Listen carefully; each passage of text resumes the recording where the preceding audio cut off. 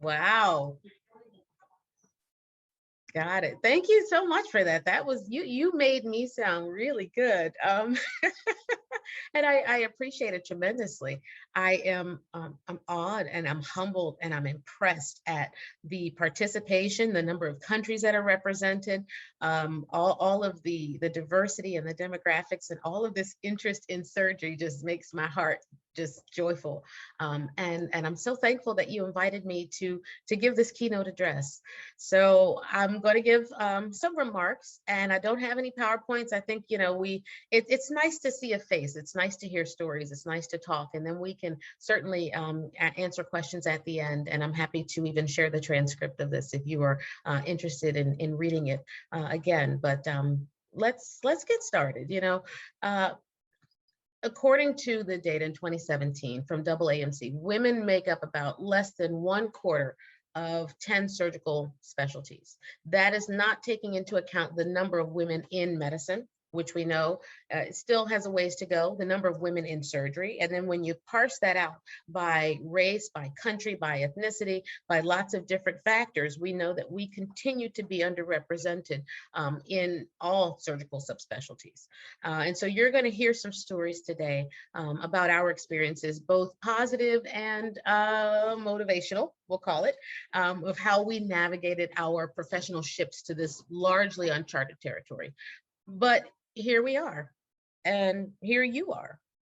So I remember when I told my mentors that I wanted to be a surgeon, even from my pre-medical years. Ever since I was about 6 years old, I wanted to be Wonder Woman. And there was a show that came on called Wonder Woman, and Linda Carter would spin around, and all of a sudden she'd be in her clothes, and she'd be in this invisible jet, and she's off with the lasso of truth. And I wanted to be Wonder Woman. And then when I realized that Wonder Woman wasn't really real, I said, okay, well, I want to be a doctor. My mom was a nurse. My grandmother was a nurse. And I wanted to be somebody who could fix things, take some things apart, fix some things. I got in a lot of trouble as a kid for that. And I knew that this was my course. And so many of my mentors, though, all through the years, really tried to dissuade me. And maybe this resonates with some of you. And some of these mentors and friends and family were very well-meaning. And they didn't realize that what I needed to hear wasn't what they perceived to be the voice of reason, right? I needed support. And I guess you could argue that maybe I didn't, because nevertheless, here I am. But how many more of us would there be if somebody had just said, go for it, follow your dream? But all they saw was a ceiling, long hours, discrimination, sexism. All they saw was this girl, this young Black girl from inner city Philadelphia, trying to become this thing, right? That they thought was above and maybe beyond and unachievable. And they thought I was setting myself up for failure. And all I saw was my chance to help someone in the best way that my brain and my heart and my hands knew how.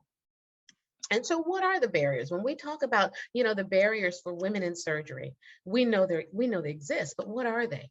Gender parity certainly continues to be a barrier. And obstetrics, in the US is now about 56% women, but this is not the case for most other specialties. And even in breast surgery, where it is overwhelmingly female in the fellowships, about 80% of breast cancer surgery in the US is not performed by fellowship trained breast surgeons and is performed by general surgeons in this country.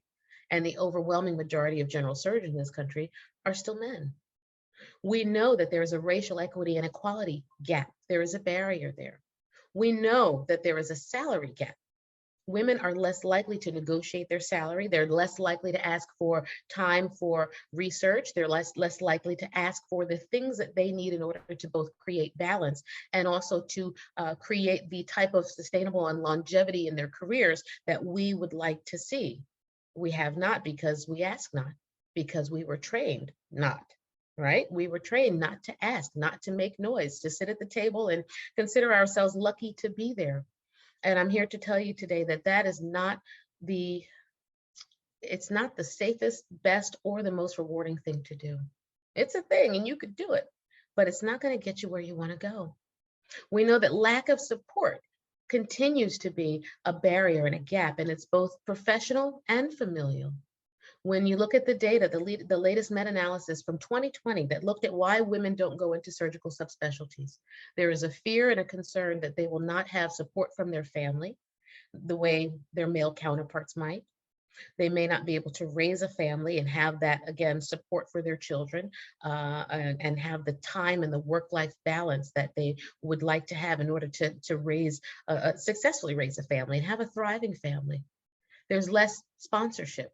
There are fewer mentors, and there is a gendered perception as well, right? It's not just, the profession saying that we can't do it. Sometimes we hold ourselves back, and it's not just a perception, it's a reality. And what's more, you may hear from the panelists today, and I hope that we do talk about things like Queen Bee syndrome, right? Where we get disparaged and we are unsupported by even our own female colleagues and our own superiors, because there can only be one. And because we made it through this really difficult thing, but we don't think anyone else is worthy. I can remember being a resident and having a chief resident who, unfortunately, was very unsupportive, and she managed to get a lot of the residents, the female residents, either fired or they quit, and it just created this untenable environment, whereby women were not supported, and she became one of the so-called oppressors. And so I hope we talk about that today, because when, we say these things about being the first and being the only, I might be the only African-American breast surgeon in Pennsylvania right now, but hopefully I won't be the last, right? I've got some work to do there. It might be an honor to some, but to me, it suggests that there's a lot of work to do. And so that syndrome is called Queen Bee syndrome. Yep, I see you in the comments. There is a barrier. There is a barrier in equity in academic and C-suite level appointments. We're still celebrating first in this regard as well. And it was just this week that we saw the first Black woman to be named chair of surgery at an academic health science center. And it's my friend and mentor, Dr. K. Marie King at Albany, right? Just this week. So we're still celebrating these firsts. We're still breaking these glass ceilings and shattering the ceilings, breaking down barriers, kicking the doors open. And so because I'm charged with giving you the keynote, or as I like to call it, giving you the keys, here are my top 5 keys to success as you pursue your surgical career. Number 1, in no particular order. Number 1, don't own a narrative that isn't yours. Key example. When I was a resident, after that one female chief resident graduated, I was the only girl, about 12 guys, and they all said, and all the mentors, all the surgeons, there was one female surgeon, but all the surgeons said, you're going to be the breast doctor, you're going to be the boob doctor, you're going to do this, you're going to be the that, you're going to, and in true form, because I've always been a sort of a little bit of a badass, right? I said, no, I'm not. I'm going to be fixing cleft palates, and I'm going to be up to my elbows and whipples until I'm 95 years old. And you're not going to tell me that I'm just going to do breast because I'm the girl. Not recognizing that who else should perhaps be a breast surgeon and be an oncology surgeon when my mother died of ovarian cancer 29 and my grandmother had breast cancer bilateral. And, I go around the country now setting up centers for high risk and teaching doctors how to do genetic counseling and what to do with hereditary mutations. Like, this career picked me, it literally handpicked me. And I said, no, I'm not doing that, because all my male mentors gave me a narrative that wasn't mine. I have friends who have physical features, they're 4'9", they're 5 feet tall, and someone says, you're too short to be an orthopedic surgeon, right? You're too this to be that. You are too tall, you're too gangly, you're too, whatever it is, and it really is gaslighting that gets dressed up as imposter syndrome. It's not you feeling bad about yourself because you feel unworthy. It's somebody else, right? Putting it on you and you internalizing that and then calling it imposter syndrome. So number 1 is don't own a narrative that's not yours. Number 2 is imposter syndrome, burnout, frustration, and glass ceilings are real. They're real, but they don't have to be your reality. Part of shattering the ceiling is ignoring the ceiling, and I don't mean ignoring things like burnout. We certainly do and can suffer from that, but you can chart your own course today more than ever before. And our generation is learning that, and we're actually learning that from you and from your generation, that if you don't want to do a thing, you might not do it. And you might say no, and you might say there's a different way to do this, and I can innovate, and I can still be an executive, but I can be an executive from home, right? So look at 2020, for example. We learned how to survive the pandemic from Zennials and Millennials, because they didn't want to go into office anyway. They wanted to be where they were and work where they're most productive and do their own thing, right? Like that was amazing. And all of us who are dragging behind, we don't want to learn the computers. We don't want EMRs. We don't want, like our generation really had a tough time getting caught up to speed, but we learned that there's more than one way to do it. And my charge to you is that there's more than one way to be a surgeon. And don't let anybody tell you that there isn't. And so that brings me to point number 3, which is never underestimate the power of your story, your intersectionality, your diversity. You need to be seen and you need to be heard. And you do a disservice to the profession, to your patients, to the world, to your legacy if you check certain aspects of yourself at the door. And it took me a long time to learn this because I would always try to, hedge certain parts of me, right? So I'll go and I'll be a woman, but I won't be too Black, but I won't be too female, but I won't be too this, I won't be too gay, I won't be too whatever. And, there are people behind you who are watching and wondering if there's a seat at the table that you're sitting at now. I know you want to be at another table, but the very table you dine at now, people want to be there and they want to know if there's a seat and a spot for them. And, you'll be surprised at how you get embraced when you do that. You bring all your you-ness. And so when you go to the diversity committee, when you join your hospital, when you represent yourself, when you go to your profession, don't check any part of it because the world needs all of it. Number 4, learn to network early and often and authentically.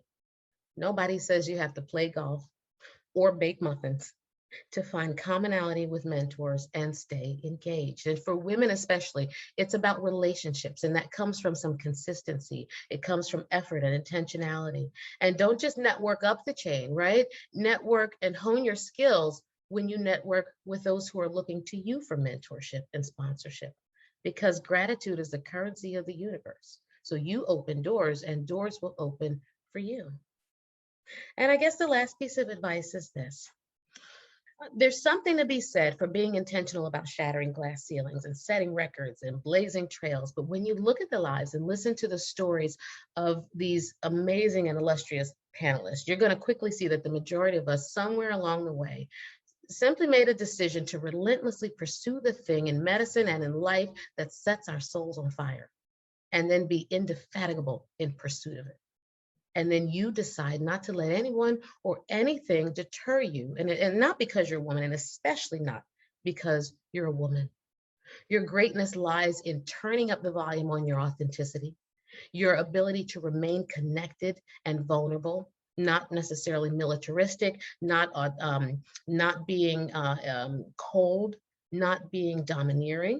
You can be those things if you are those things, but the strength of a woman and the beauty of who we are and what we bring to this profession is that we're able to remain connected, vulnerable, strong, yet focused, right? We can run a house, we can run a hospital, we can run an empire. That woe in woman, that woe means something. And to all of you today, it means watch out, because in 10 years, I invite all of you to meet me back here at this very conference. And if we have done our jobs well, in 10 years, we'll be reflecting on how far we've come and not how far we have yet to go. And so with that, I'm going to stop talking. I'll take any questions that you have, and I'm going to set the stage for these amazing panelists to continue this discussion. And I'd like to thank you for inviting me to share with you. Thank you so much, Dr. Gary. I think we already have at least one question from Favor Anthony. Is that how you pronounce your name? How do we encourage more female students to pursue surgery? Is it by changing the system in the sense, more questions are coming in, so they're getting bumped up. Is it by changing the system in the sense of making it more flexible for women that want a family too? I think it's multifactorial, right? So one, you can't be what you can't see. And so it's visibility. And it's visibility across the spectrum of gender, race, et cetera. And so we have to be visible. And what I mean by that is, as you get further along, you'll find that you get more engrossed in your studies. You're in your residency programs and you're just kind of trying to survive, right? But you have an obligation to be visible and mentor, to talk to students, to go back to career days, right? I used to go back to career day at the local high school, and I tell the kids I was in like the 22nd grade or the 32nd grade. They're like, dang. But like take time out of your post-call day and go talk to some people. And so being visible is one key way. As far as flexibility, I think that, when I was finishing residency, they had just started duty hours restrictions. And I understand that the pendulum again has swung back about duty hours restrictions, but, there is more than ever before with more APPs and mid-level providers, there are opportunities for balance in surgery, but time management is key. You've got to make sure that you have the resources that you need. And so if you need an au pair, then guess what? You're going to have to try to find, the resources, network with your colleagues, figure out, talk to your mentors. How did you navigate this? Who did you use? How did you, and you'll find people and you're going to find the things that you need as you, again, pursue it relentlessly. So there is flexibility. There can be time. But again, don't fall into the narrative that there isn't enough, that scarcity mindset. I'm not going to have enough time, I'm not going to have enough support, not going to have enough resources. Surround yourself with those people and those things.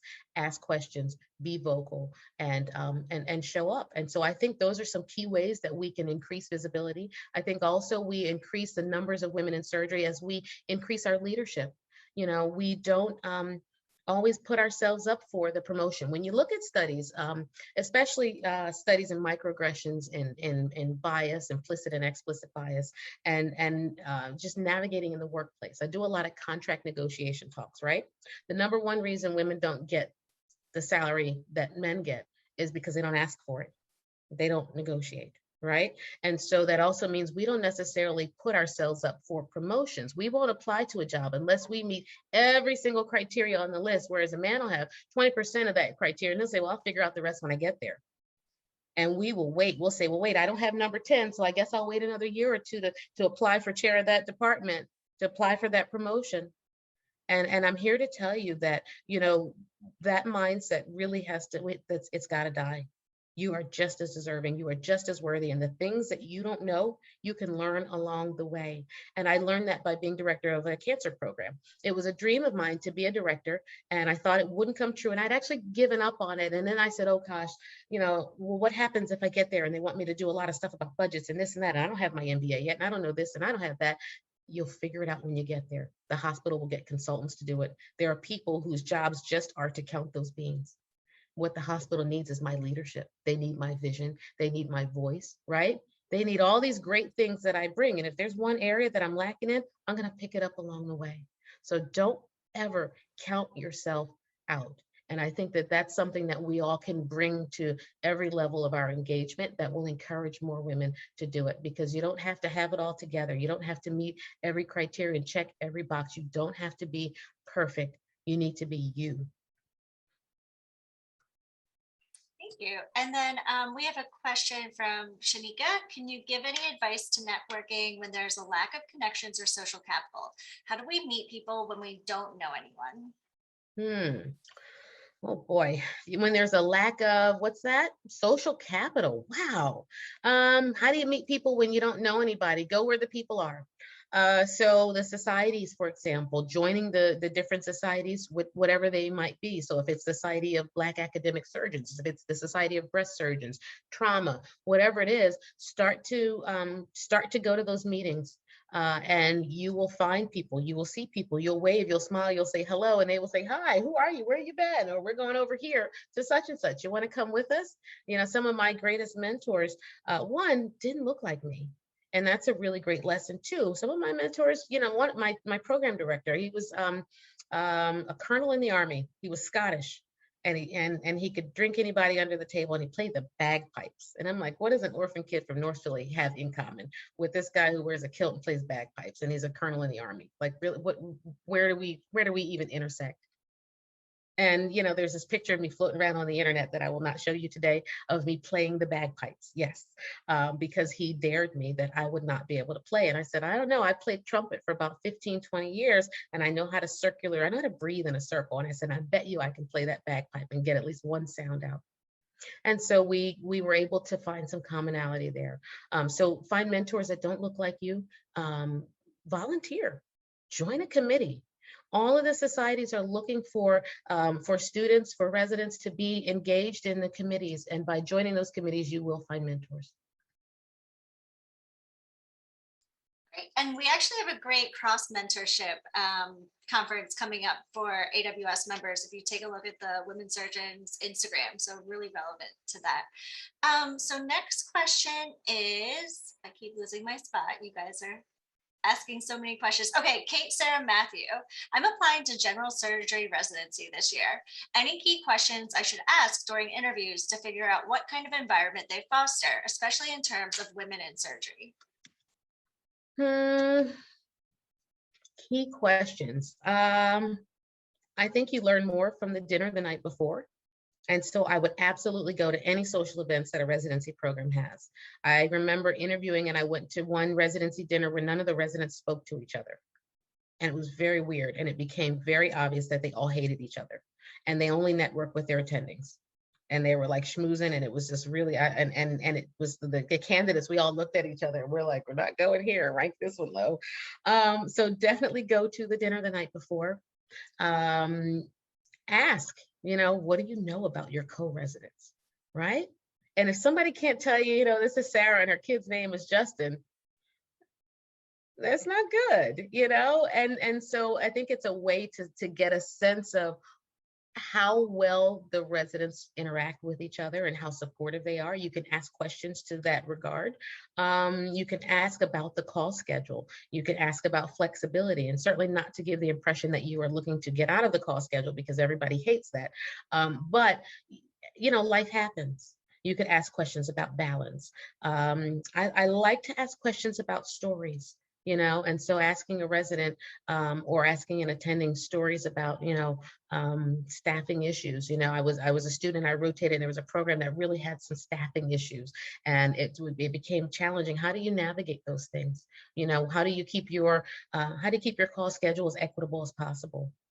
Or what happens if someone feels XYZ? And you got to be a little careful and tread lightly there, because surgeons are a little perceptive and sometimes overly so, and they'll read into those questions. But I think there are ways to sort of glean about balance, about equity, and really in the tours, the conversations that you hear, you'll get a sense as you talk to the residents, as you walk through the halls, as you go into the call room, you'll hear some things and you'll get a sense of how balanced and how fair things are. And it's great to go back for that second look if you get a chance to, because you'll get even more information there. If you're really thinking about going, you probably should go back again, and you should look in the neighborhood and the community, hang out a little bit in the call room and talk to a few more residents, and maybe try to bond, especially if there are female residents, try to bond a little bit so that you can ask those questions on a second visit. Kind of along the same lines of balance, we have a question from Anya. How do you enter these spaces while respecting the space of surgery, but also being yourself? As medical students, we are expected to sort of stay out of the way and be quiet. Do we wait to be residents? It is tricky and it's nuanced. I tell my students, especially at the medical student, at the rotation level, on one of their first days, I say, okay, listen, besides the patient, you're the only other person paying money to be here, right? I don't care if we get paid in peanuts and popcorn, right? We are getting paid something to show up and do this work. You are paying money to be here. And so you need to figure out the ways to get your money's worth. That means asking questions. That means volunteering to do things. It means maybe sometimes staying a little later, coming a little earlier. It might mean coming in on a Saturday, because, if you come in on a Saturday and the whole residency team is not there and the fellow is off, you might get a chance to do some really great cases. And so how do you bring yourself to that experience? I think you certainly want to test the waters. You want to see what the environment is like, because every environment is not welcoming. And you want to gradually show yourself in the context of your interest, right? That's a great place to start. So the entry point for you might be your interest in transplant. It might be whatever it is. Start with the academics. Start with why you're there. You're there to learn surgery. And then as you begin to unfold and form again those relationships, you'll find the opportunities to talk about your interests, because at some point in the surgery, somebody's going to lean over and say, so what do you do for fun? Or did you see that game last night? And you might say, no, I don't really watch football, but I play tennis. Or you might say, no, I didn't. But what did you like about it? Or something interesting along those lines. And it's okay to not have any commonality, any interest at all, because sometimes you just won't. and you don't have to fake it, but you can be interested in learning from others and practice the art of networking with people with whom you have absolutely nothing in common. It's okay.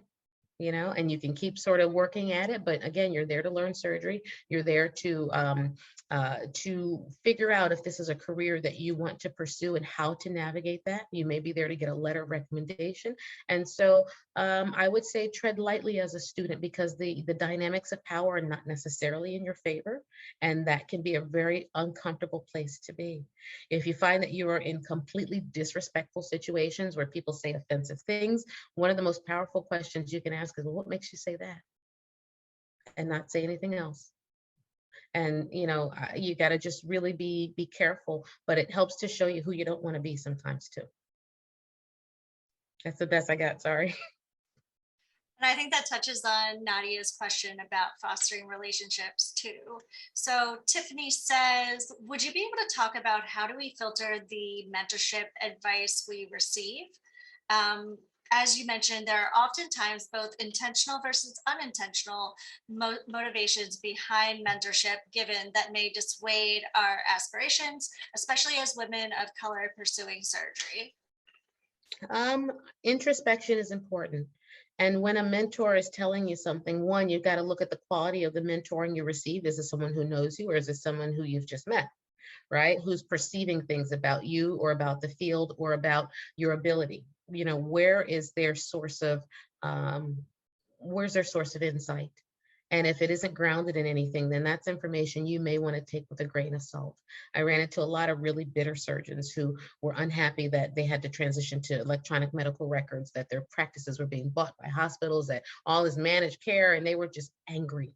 And if I had listened to them, I wouldn't have been a surgeon. If I had listened sometimes to the voice in my own head that said, I don't think we can do this. Sometimes you have to silence the voice in your own head, and that one's the loudest. But when it comes from others, it's always great to ask a question about an example. So if you're getting feedback and someone says, I really don't think that you should be a surgeon, you might want to look into something else. And, can you give me some examples of areas where, maybe I'm not intersecting the best, or areas that might be ways that I can improve and more closely align myself, because this is what I really want to do. Sometimes they're just testing you, because they want to see if you really want it and how bad you want it. And so those types of questions, asking for more information and for examples are great to also parse out the well-meaning mentors from those people who maybe just have some bias. And at the end of the day, the opinion that matters the most is yours. It's your desire. And if you want to do it, you will find mentors who support it. You will chart your course. You will take those boards again. You will rotate where you need to. You'll work the hours you need to work, and you'll get there. You will. All right, and then we're going to ask you one last question. So this is from Tiana. She says, "Thank you so much, Dr. Gary. How did you help your male peers understand some of the barriers you experienced to help break those barriers for future women in surgery?" Whether it's for you to help those male colleagues or not, I think you will by your presence. I would encourage your programs, your societies, organizations like this to sponsor events, not just with women, but also with men, right? What if your organization had a conference for men, or just a session to help them understand, the ones who want to show up, right? And then you do an exercise like the only one. Tell me when you've been the only one of something. And if they haven't, it's a great exercise to do, right? Because how many of you have ever been the only one in something, right? The only Black, the only female, the only Christian, the only Muslim, the only whatever. And if you've never been that, then you invite them to put themselves in a situation. What if you go over to the Hindu, to the Baptist temple? What if you go to the synagogue? What if you go to a Black hair salon, right? Go to a Black barbershop. Let's see how that goes. Go put yourself in a situation where you're the only one. And I think it's a great exercise that programs can do. It's not for you as the individual to do. I think, again, what changes our situations the most is relationship. It's you being you and helping your colleagues to see you as a person. And in surgery, that isn't always the case, because there's a lot of ego in surgery. And so I would say strive for excellence.